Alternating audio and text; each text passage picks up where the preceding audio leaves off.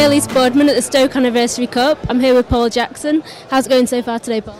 Okay, it's going quite good. My table's reasonable. I lost a couple of thousand early on, but I've got that back now and I've got up to about 13,000, so pretty happy with the way it's going so far. Have you had any significant hands today that have helped you build?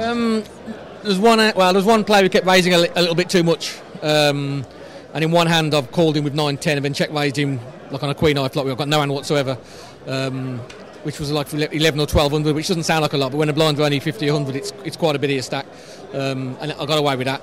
Another hand had aces and raised and got 3 callers. Flop came Jack Queen King, which was horrible, but everybody folded to a small bet.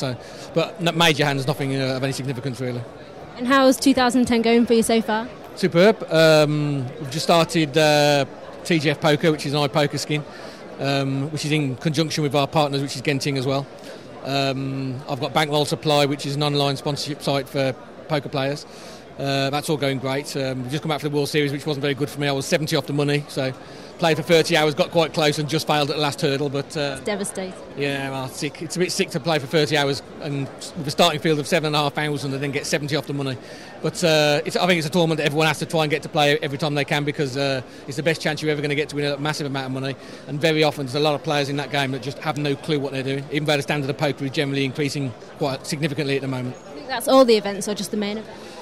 I think it's all the events, apart from the 10,000 like specialised events like the Deuce to 7 low ball and high-low events, where most of the people who are playing in those sort of events are sponsored pros anyway. Even though some of them don't know what they're doing, they're just put into the event for free, so they're never going to say no to it. I think, a friend of mine once said that, who came 12th in the World Series main event, he said to me that when you play any event in the World Series, I don't think this is the case now, but it certainly was a few years ago, when you play any event in the World Series, you've got to make the assumption the first table you sit at is the worst standard of poker you're ever going to come across in your life as playing.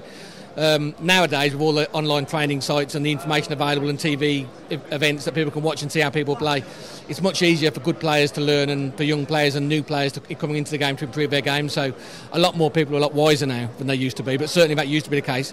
The standard is still poor compared to what it should be, but obviously when you've got 7,500 people, you're going to get a lot of bad ones, but there are a lot of good ones as well. Okay, well, good luck with TGI Poker and good luck with the rest of the day today, and hopefully we'll see you on the final table later on. Okay, thanks, Paul.